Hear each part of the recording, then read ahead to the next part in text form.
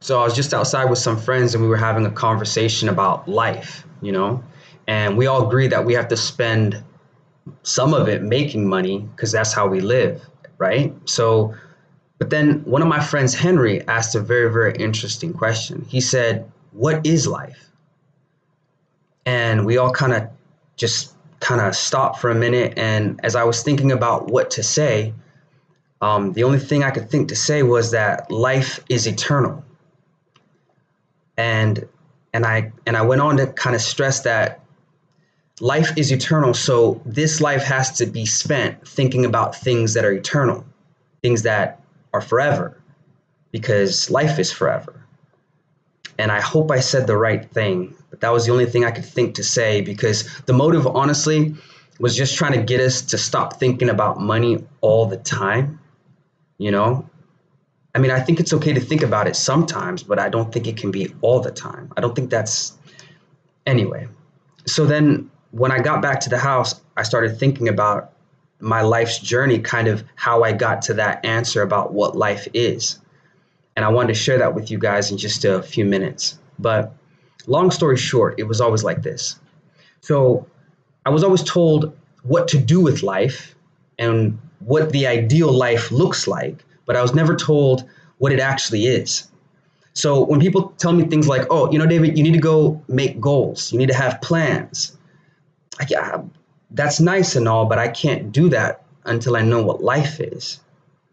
So then, in my pursuit of trying to understand what life was, I remember there was this there was this voice that said that I am the way, the truth, and the life.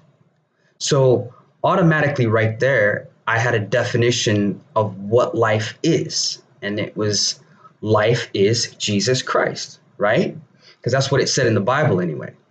So then I started asking myself, so then who is Jesus Christ? Now everyone was like, "Oh, he's the son of God."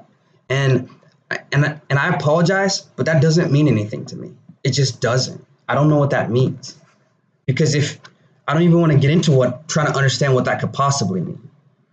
But as I started asking that question more and more and more and more, um, I came across a passage that I think really just sums up really well who Jesus is.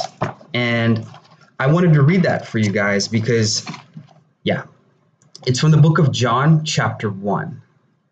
It says, "In the beginning was the Word, and the Word was with God, and the Word was God. He was with God in the beginning. Through him all things were made. Without him nothing was made that has been made. In him was life, and that life was the light of men.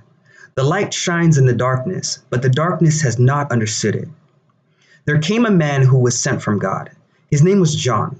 He came as a witness to testify concerning that light, so that through him all men might believe. He himself was not the light. He came only as a witness to the light. The true light that gives light to every man was coming into the world. He was in the world, and though the world was made through him, the world did not recognize him. He came to that which was his own, but his own did not receive him. Yet to all who receive him, to those who believe in his name, he gave the right to become children of God. Children born not of natural descent, nor of human decision or a husband's will, but born of God. The Word became flesh and made his dwelling among us.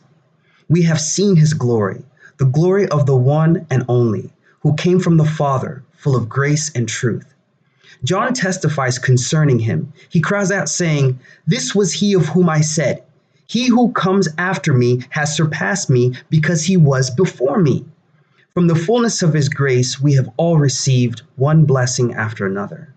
For the law was given through Moses. Grace and truth came through Jesus Christ. No one has ever seen God, but God, the one and only, who is at the Father's side, has made him known." Yeah.